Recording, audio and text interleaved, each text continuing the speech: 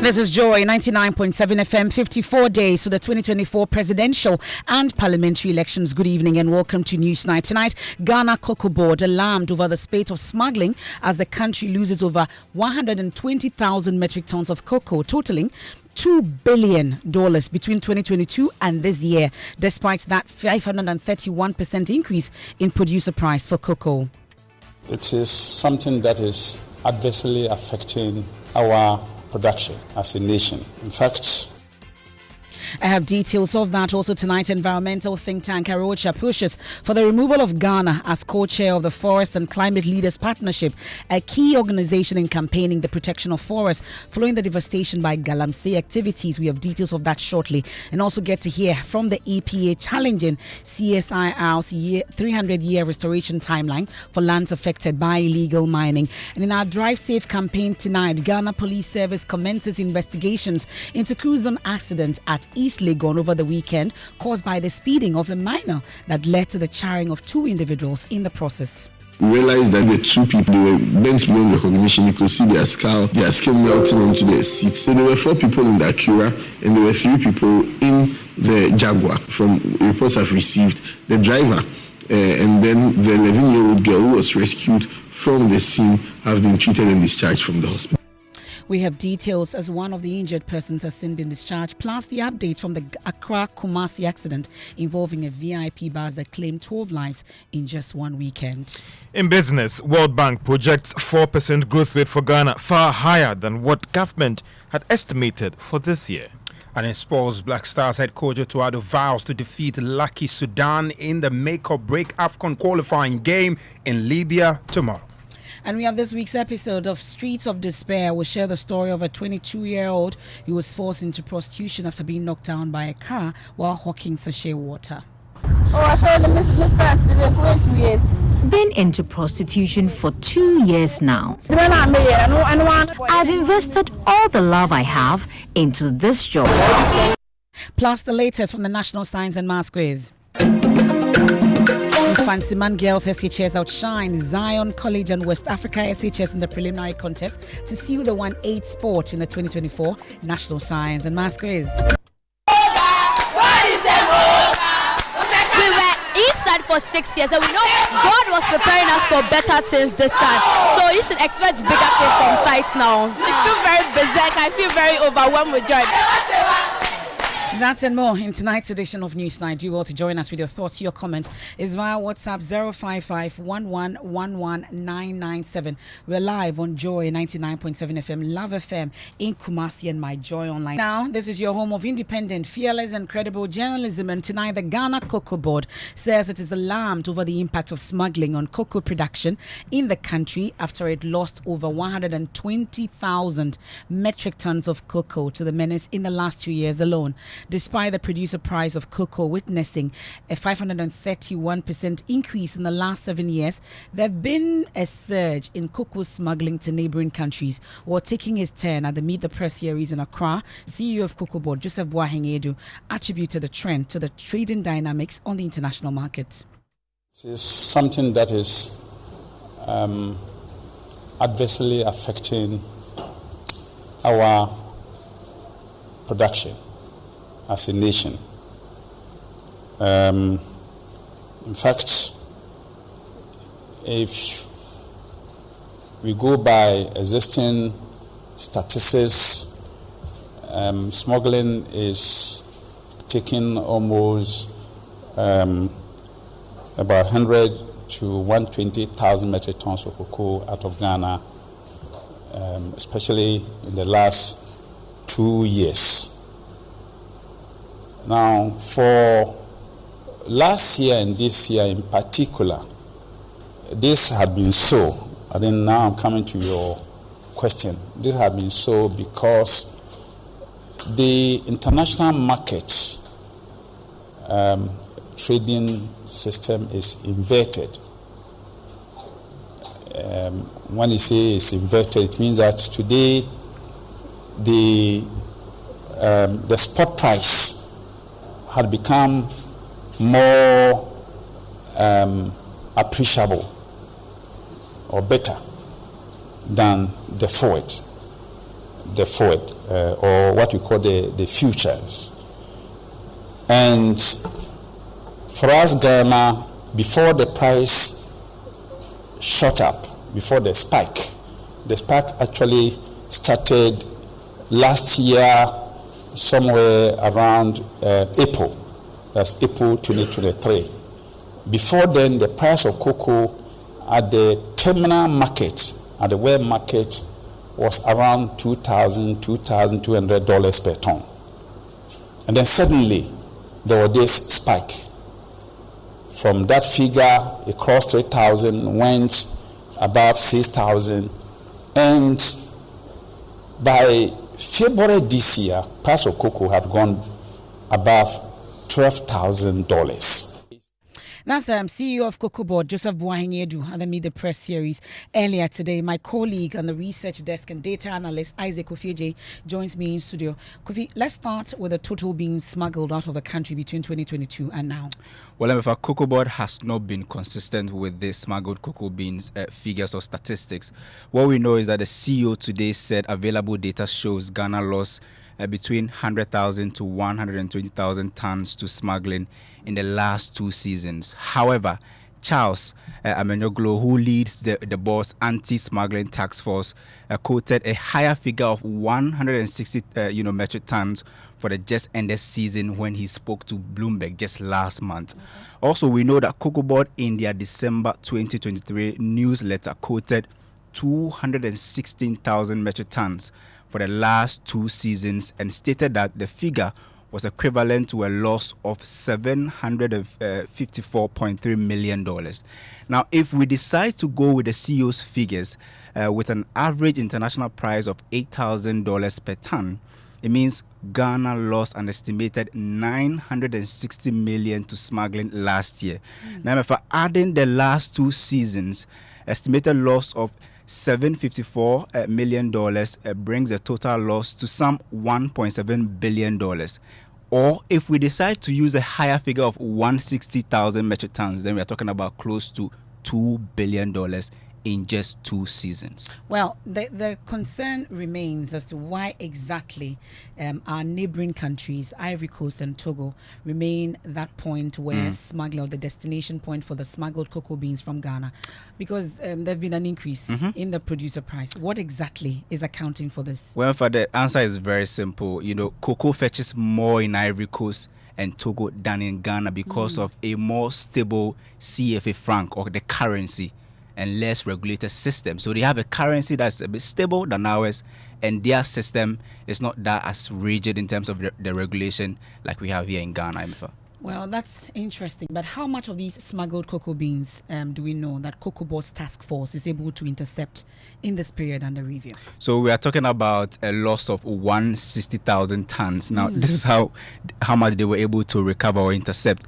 Now, according to the same, the board's anti-smuggling task force lead, he says that they were able to intercept about 250 tons last year, and this is up from the 17 tons in the 2020-2022 season. Now, just compare is we lost 160,000 tons, and the amount we were able to just intercept was 250 tons. That's huge difference. The difference is really vast. Interesting. And Kofi, thank you so much for giving us updates and details of this particular situation. Let me bring in these 2 gentlemen, at least Charles Amenyoglo. You mentioned him in that interview to Bloomberg, and that's the Reuters, director. Reuters. So that's the director of special services for COCOBOD. And I also have on the line Nano Boadia Boatingbones, who is president, Concerned Farmers Association. Grateful for your time, gentlemen, here on Newsnight. Let me start with you, Charles Amenyoglo. There are concerns, at least we've heard about the stable CFA franc, and then also the less regulated system, which is why it's so attractive for most of these farmers, or the cartel, to smuggle Ghana's cocoa beans to Ivory Coast and to Togo in particular. Is there really anything that can be done about this situation, considering that we've lost $2 million of monies when it comes to smuggling of cocoa to our neighboring countries? Good evening to your listeners. Yeah, there's something more we can do.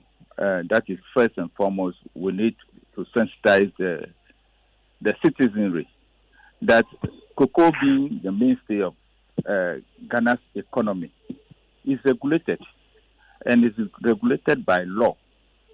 And by law, it is only Ghana COCOBOD that can purchase cocoa through its licensed cocoa buying companies.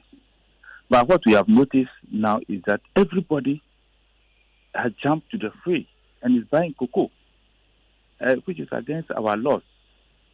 And so, in the first place, when we do a lot of sensitization, they will realize the criminality in whatever they are doing, and that will bring down the smuggling menace. Otherwise, we are mounting a very strict control over the movement of cocoa. That is where we have the national security collaborating with us and other security agencies to prevent cocoa from living even within the inner part of the country through to our neighboring countries.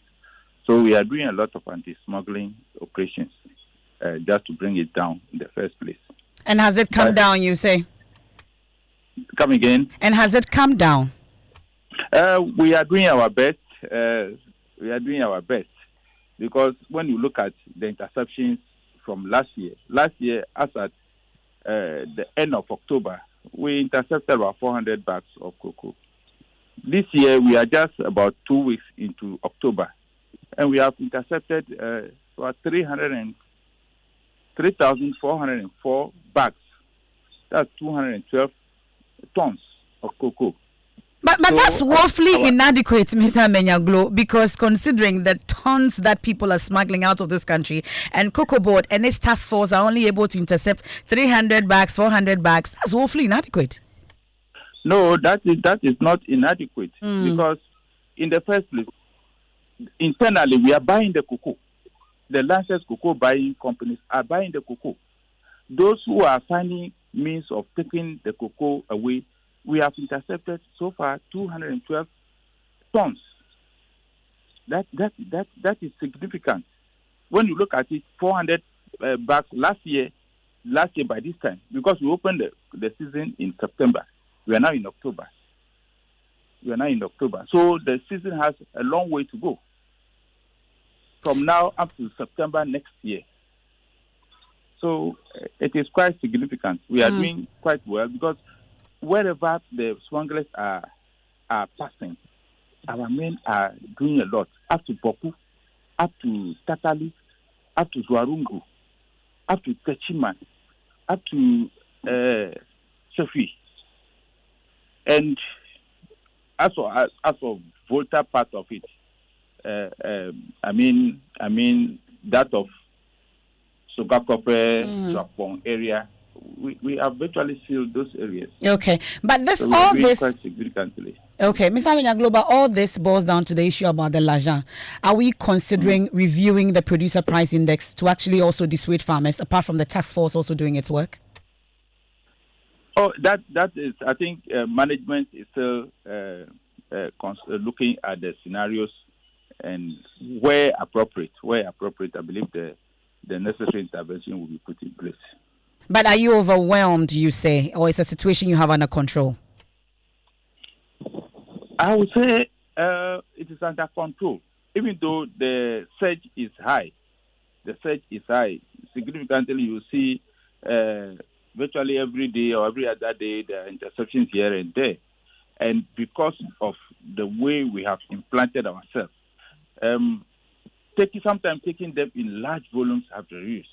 So they prefer putting maybe a carton that is about half a bag, or Ghana must go back and conceal in public transport. Yes. If we have been overwhelmed, then that is where you see huge ones in large quantities being displayed outwardly for people to see that they are passing. Okay. Mr. Menyaglo, we are grateful for your time. That's the Director of Special Services at COCOBOD. Nano Boating Bones is also on the other line. He's President, Concerned Farmers Association. Really, government is doing all that it can. We've seen a review of the producer price index up to over 500%. And it looks like you still have appetite for smuggling cocoa to neighboring countries. What exactly is happening? Well, thank you very much. You did not bring I'm the Farmer General of the farmers across the whole country. The whole system is, I heard your colleagues talking about cartels, and then also other person also speak on the cartels, and then who are the cartels doing all this kind of thing that has been happening. We, the concerned farmers, are doing a program that we call it Identification of Community Challenges on the cocoa growing areas, making sure that cocoa smuggling that is being moving out of the country will stay, so that at the end of the day, the government or the state will be having enough money to take care of a lot of things in the country. And then also educating the farmers about the dangers on this smuggling that others are also doing. But the problem is, it is not the farmers that they are smuggling the cocoa. It is the cartels that they are smuggling the cocoa. Your colleague made mention of Ivory Coast, their currency is higher than we in Ghana. Togo, the same as it is. And then that is what others, the cartels, are also doing. When they get close to the farmers, they tell them. So what COCOBOD have to do is have to be sure that those that they've been given the license to have to be scrutinized, because at the end of the day, it is surprising that with all these borders around us, and then huge amounts of cocoa will just pass through and then go. Where does it go? Is it a drone that they use it to move it away, or they use it to pass through the borders?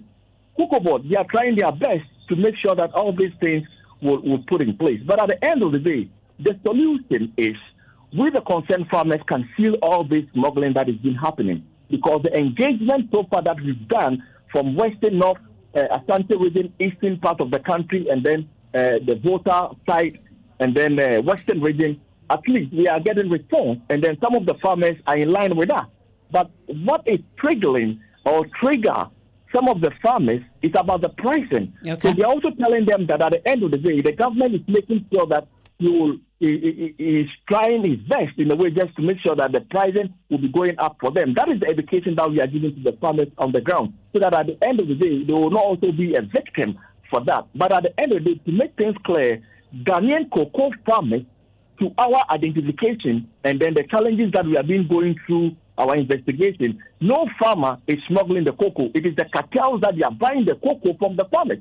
Because if the cocoa is 3,007 Ghana cedi and somebody is giving you 3,200 Ghana cedi, I think you give it up.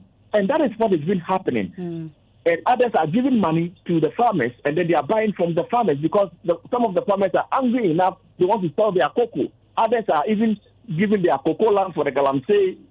Even today, the meeting that we had, somebody just wake up and said, listen, I'm not more going to do the cocoa again. I want to do rubber plantation. So I've already given my 40 acres of cocoa plantation for the rubber plantation. Interesting. And Obade, we'll have to leave it here. We are grateful for your time. And Obade Boating Bonsu is president, Concerned Farmers Association. You also heard earlier Charles Amenyaglo, director of special services at COCOBOD. We've been hearing more from the Ghana COCOBOD CEO at today's Meet the Press series. But tonight, after 48 hours, the Ghana Police Service has provided updates on the gory accident that happened at East Legon here in Accra that has got many of you talking. The police says it has commenced investigations into that gruesome incident over the weekend, which was allegedly caused by the speeding of a vehicle by a minor that led to the charring of two individuals. In the process, the Ghana National Fire Service, who are the scene of the incident to douse the fire, provided some updates, plus their preliminary findings, which we shall come to shortly. My colleague Kenneth JC has been all over this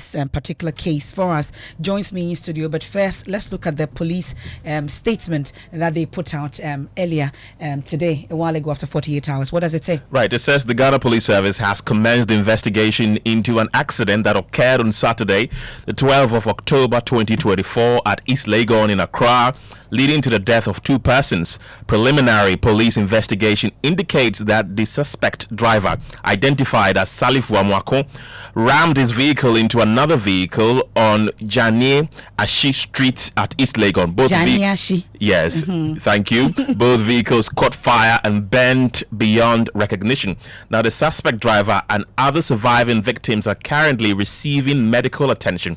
Meanwhile, one of the surviving victims has since been treated and discharged, while the bodies of the deceased victims have been deposited at the morgue for preservation and autopsy. So this is what the police report that was released a while ago says. Well, but you have been to the scene. First, let's hear your interaction with some residents. I was doing my normal cleaning.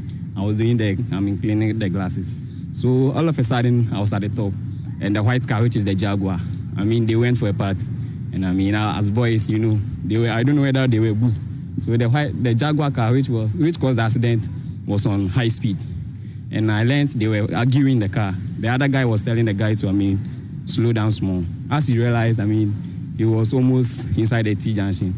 And you can even see the brake tie there. So he tried to, step down the brake, but he failed. And he hit the black car. I don't know whether it's a Toyota car or not. So he hit the Toyota car, and the light pole, which is there, got broken, and the lights start, it sparked. And where the engine was to, the fuel combustion and this thing started, to catch fire. So we tried to rescue them. I used the fire extinguisher and stuff, but we couldn't make it. So we rescued a small girl, and the driver, the black driver and the white, two. 3 boys got out from the car, and the black one, which is the driver. I want to speak to another one who was also live on scene, but he said he witnessed the aftermath after he heard noise from the crash. Tell us more. What was going through your mind, first of all, when you heard that noise? It's horrible. We all thought maybe it's a glass that has broken. We realized that the time we came out, we thought that it was an accident. And terrible. The thing happened.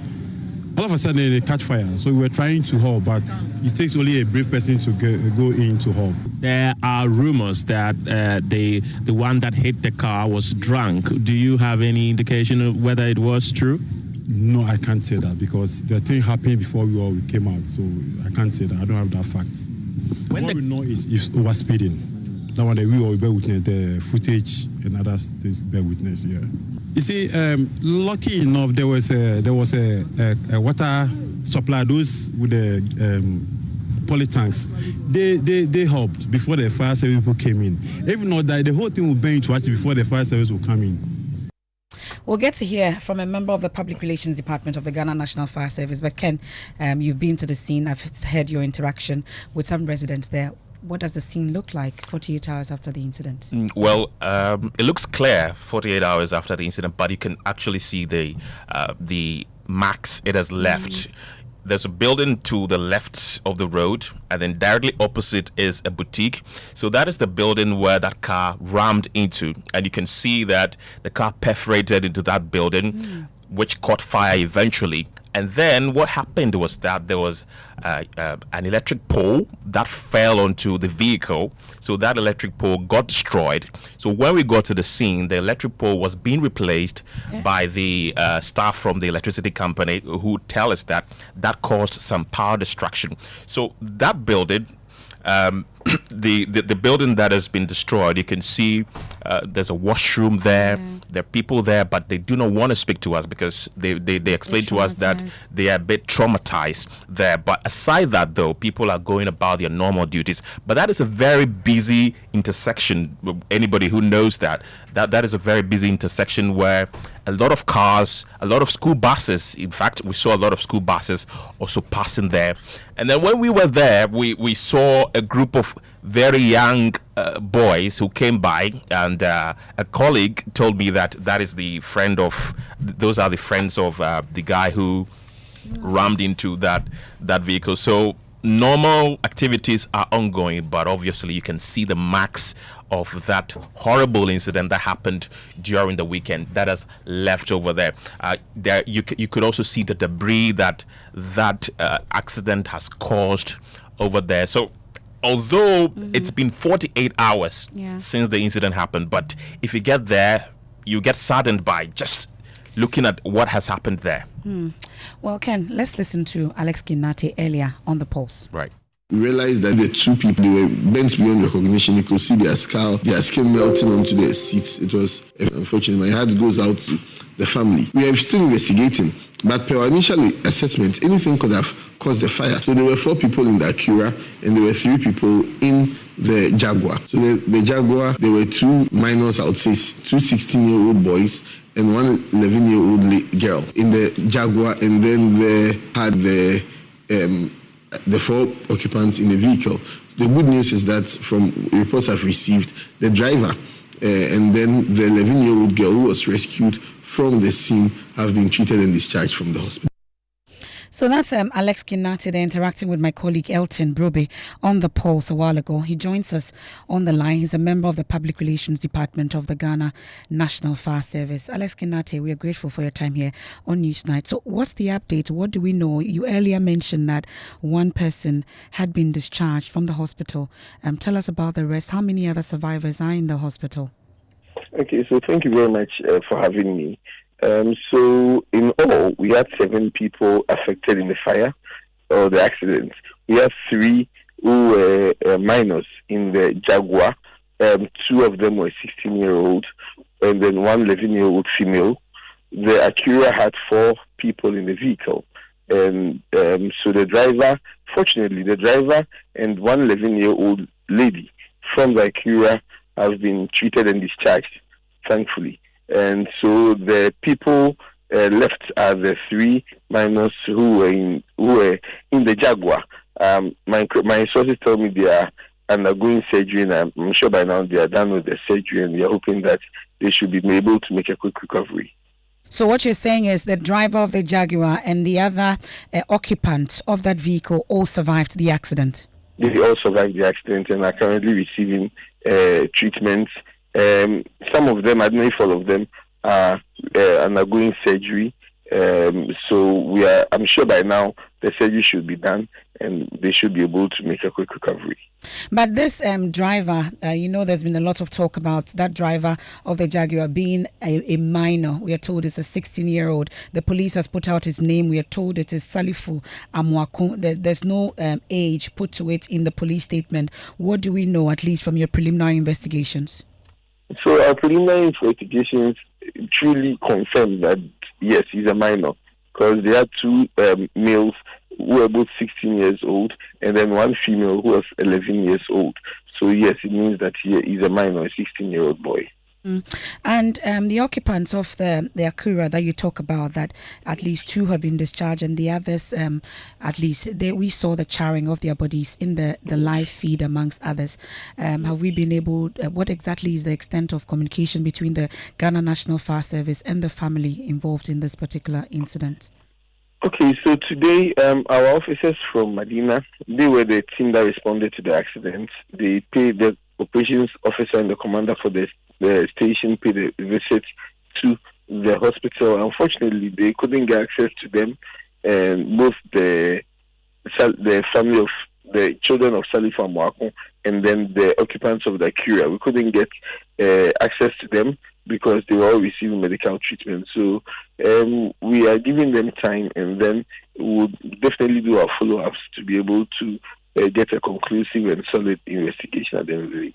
So it's established that these children are that of the pastor that we know, Elisha Salifu Amwako?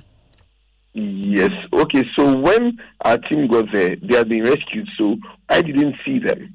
So it was initial reports, and then based on follow-ups that we did, that confirms that that's the son of Salifu Amwako. And what's been the reaction of the father or the parents of Salifu Amwako so far?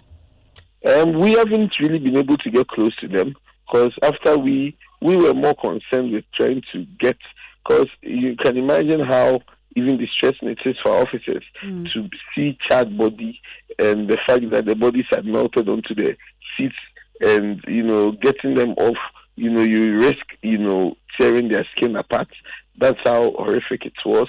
So we were concentrated on making sure that these people were safe, and then making sure that the other people that survived. So we haven't really been able to get enough from the family of Salifu Amwako, because when our officers visited the hospital, they were met with some resistance of a sort by their legal counsel, And so we are hoping that once the surgery is done, we should be having some cooperation from the legal counsel, from their counsel, so that we'll be able to make headway. What's the resistance that you talk about? Why was there resistance from the legal counsel of Salif Wanwako's side? So I think it's because they were now undergoing surgery. So I think they had wanted to, obviously they didn't want, he's a minor, so he can't engage any investigative body without the presence of a lawyer or the presence of an adult. And the fact that he was going into surgery, so I think that's where they were trying to make sure that after the surgery, then we will be able to have him in the presence of his counsel. So I won't say resistance of a sort, but I would say that we couldn't get to see him due to the circumstances at hand. But I'm wondering, what's the level of collaboration between the Ghana National Fire Service and the Ghana Police Service? Because I'm seeing a very clear statement from the Ghana Police Service without details. At least you've been able to tell us the number of persons involved, the number of survivors, amongst others. But that statement does not give us so much. Okay, so this is also to correct perceptions of Ghanaians that when there's an accident and human lives are involved, either dead or alive, that needs to be retrieved. It falls within the purview of the Ghana National Fire Service. So the police, as our colleagues, are just there to maintain law and order, and then we hand over the dead bodies to them. So the initial grounds was our grounds as the fire service to retrieve them and hand them over to the police. So I guess they are also doing their own investigation, and they also have their own modus operandi. But with that, based on our initial assessment as the first responders to the scene, that is why we are being able to give out this information. I'm sure they are also conducting the interviews because they would have to look at different angles in their investigation. They'll look at the criminal aspect of it. They'll look at the road traffic accident. Road traffic. We get all that, but Mr. Kinate, it sounds as though we are having two key institutions running a parallel investigations on the same incident. Oh, no, on that day... Are you collaborating to start with? We are collaborating to an extent, because on that day when it happened, we had the commander we had the police commander there, we had the police there, we had a very nice, healthy conversation at the scene, and we even had one of the police officers help us, carry one of the bodies. So we are having that collaboration, and so it's one of the things that we are working on, and at the district levels, we are working on it. So we can't come out with all the findings that we come, how we're working together. But truly, we have a very good working relationship with the Ghana National Police Service. We are grateful. That's Alex Kinate, is a member of the Public Relations Department of the Ghana National Fire Service, giving us updates on that East Legon incident. And we know there was also an accident on the Accra-Kumasi highway over the weekend that has led to the loss of 12 lives, one too many on our roads just this weekend. Let's do business. George, what do we have? Well, MFA coming up, World Bank projects a 4% growth rate for Ghana, far higher than what the government estimated for this year. And also, government has abandoned plans to embark on cocoa syndication loan to support the sector and cocoa purchases. The business news on Newsnight is brought to you by MTN Business. Welcome to the new world of business. Kingdom Books and Stationery, Synthesis Tags, and Pepsodent Herbal and Charcoal.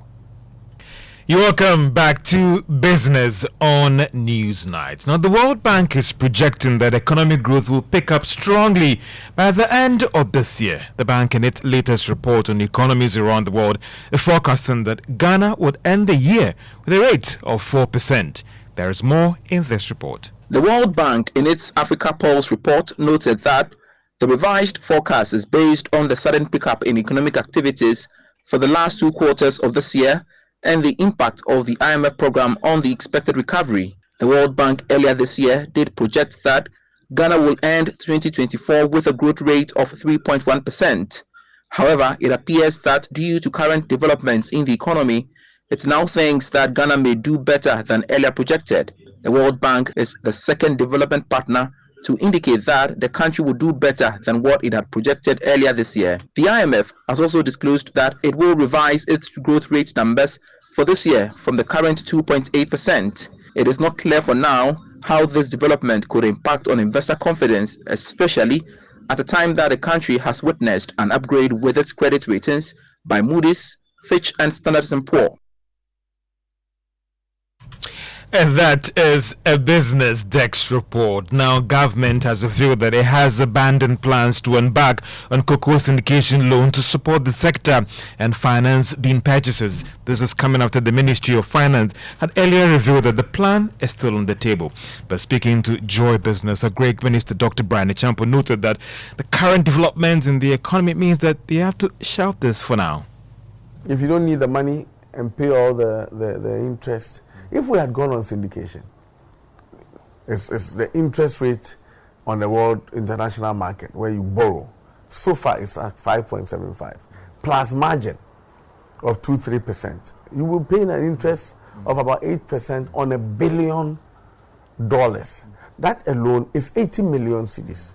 At least that is how much money we have saved from going on the international market to borrow $1 billion. Now, if you want to buy a cocoa, bring money, fund an LBC, let the LBC go and buy it, and then we sell back to you. A Greek Minister, Dr. Brian Echampo. Now, rating agencies Moody's and Fitch have all outlined conditions that will force it to move Ghana to an improved position. This was after I reviewed Ghana's position when it comes to its ability to settle its debts on time. There is more in this report. Despite Ghana's credit ratings being reviewed, the country is still in that category, which can be classified as risky or call it a junk status. That is why the decision by these two firms to review Ghana's position going forward has been described as good news for the economy. Moody's, for instance, argued that they are likely to upgrade Ghana if government continues to deliver on fiscal consolidation, maintaining a primary surplus, and securing improved funding access, ultimately reducing liquidity risk. Fitch also maintained that once Ghana finalizes the terms for restructuring all its external debt, that will be a positive development for reviewing the country's ratings going forward. And that is a business desk report. Now, the Ghana Union Association is asking the Energy Commission to be heavier on its public sensitization program to educate consumers on energy-related issues. Joseph Obin says that this would help promote awareness and demand for renewable energy sources. He was speaking at the launch of the 2024 Ghana Power and Energy Expo.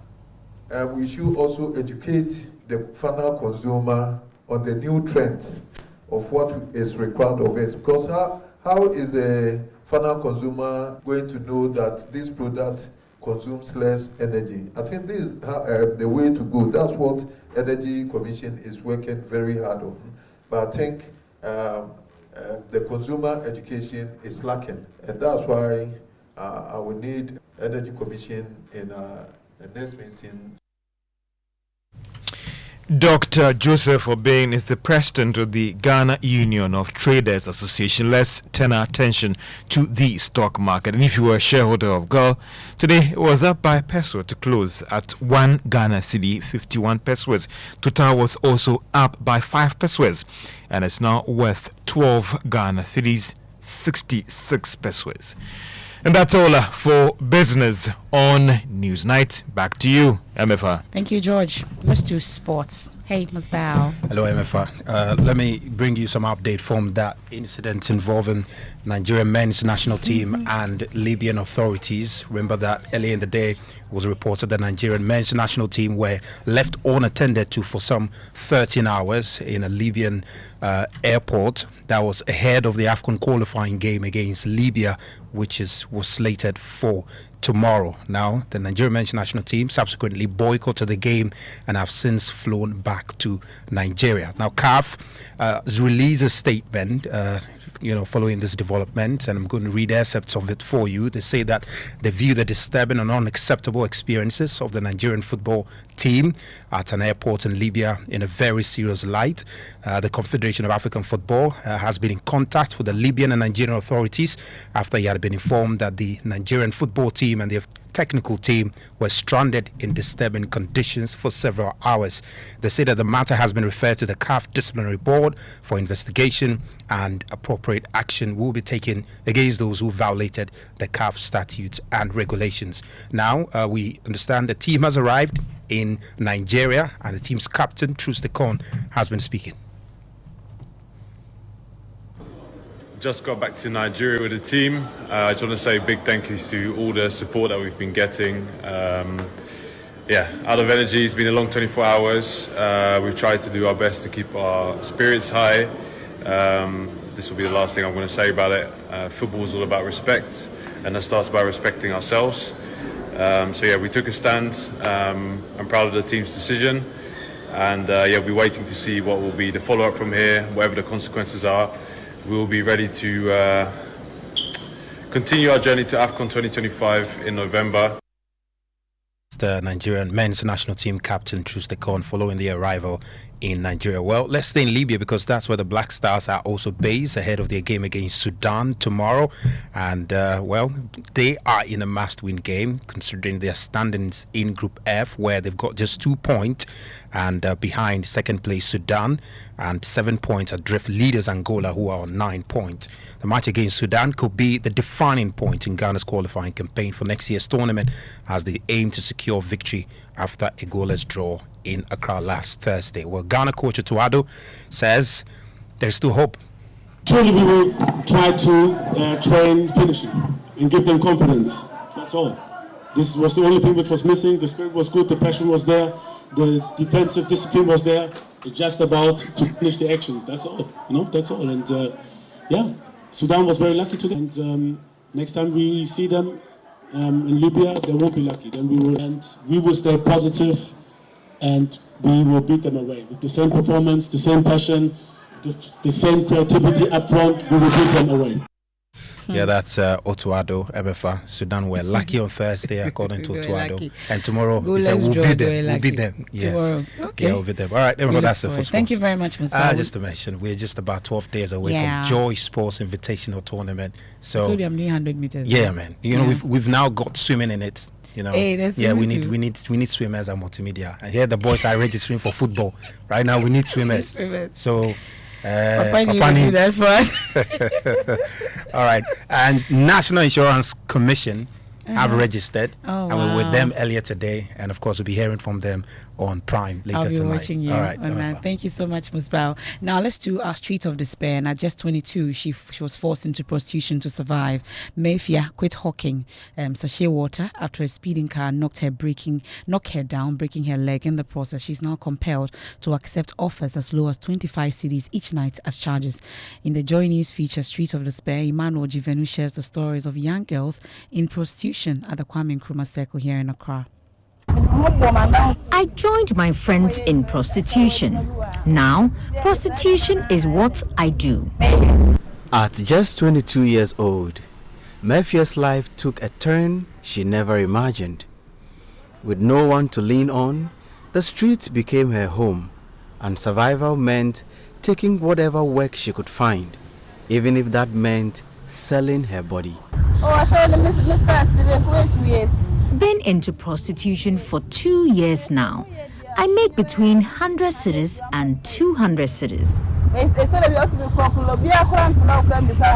Each night, she's met with demeaning offers disguised as opportunities. 25 Ghana cedis, 30 Ghana cedis, and at times, a mere 5 Ghana cedis, an amount that wouldn't cover a single meal for most. But for Mayfia, these are the rates she's forced to take.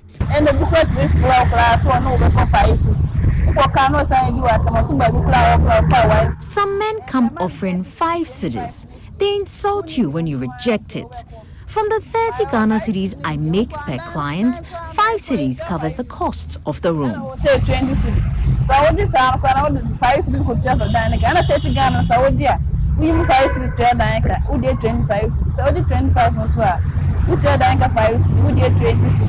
Every day, Mayfia follows the same routine. She wishes she could escape, but there is no way out. By 6 p.m., I get ready to go to work. On a slow day, I return by midnight to sleep.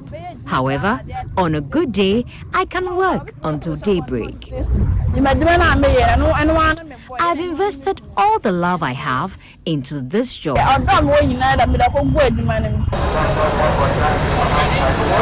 Despite her situation, Mefia holds on to a dream of a different life.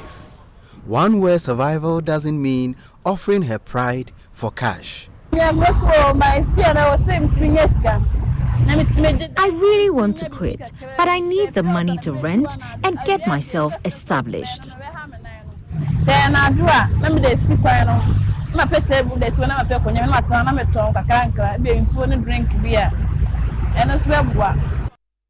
That's the harsh reality on the streets. That's our street of despair put together by my colleague Emmanuel Jivenu. By way of updates, the Electoral Commission is announcing for the information of the general public that registered voters and all stakeholders re-exhibition of the provisional voters register will commence on Tuesday, 15th October and end on Saturday, 19th October 2024. You recall that during the special IPAC meeting on 1st October, the Commission assured the public that the revised PVR will be re-exhibited online for registered voters to check their details and report any discrepancies to the Commission. So it's starting online, and the short code is *711*51# and it is free of charge. And we're looking forward to that IPAC meeting tomorrow. And Ghana is no longer fit to be co-chair of the Forest and Climate Leaders Partnership, a key organization in campaigning the protection of forests. This strong push is from Arocha Ghana and is to see Ghana removed from their position because it is convinced the president representing Ghana on the organization isn't promoting the ideals of the organization. Among others, the concern, it accuses President Akufo-Addo of seeing to the passage of LI 2462. We know also that the president is making moves to repeal that when Parliament resumes tomorrow, and we know that it allows mining in forest reserve, which is destroying the forest. So these are the concerns by Arocha. We head out with National Science and Maths Quiz.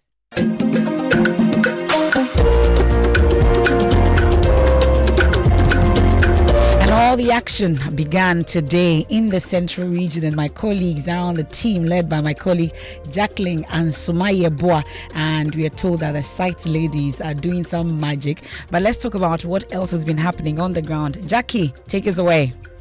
Yes, Mr. So today we had several contests. We had roughly about 9 contests so far. Let me run you through the first contest for the day, which was at Auditorium 900.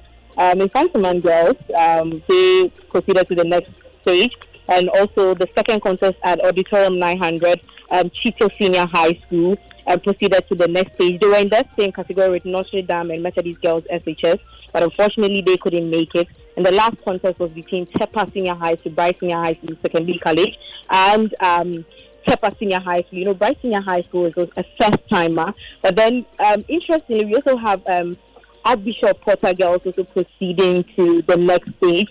And we have Adao Master, which is a new baby, a new school, which is part of the new government schools for this year. We've also proceeded to the next stage of the competition. And we have Hope College also proceeding, and Boga Methodist Senior High School, and Queen of Peace proceeding to the next stage. But tomorrow there's going to be several contests.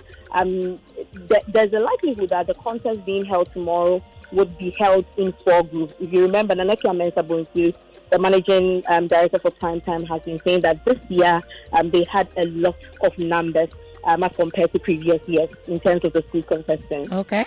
Well, that's a packed contest for today and tomorrow, and we look forward to all the updates. I'm sure the site ladies are happy, but let's see how it goes. Thank you very much, Jackie and Sumaya Boa. They're giving us all the details when it comes to National Science and Maths Quiz, produced by Primetime Limited, sponsored by the Ghana Education Service in partnership with GOL PLC, and supported by Pepsodent, Jupay, and Prudential Life Insurance Ghana.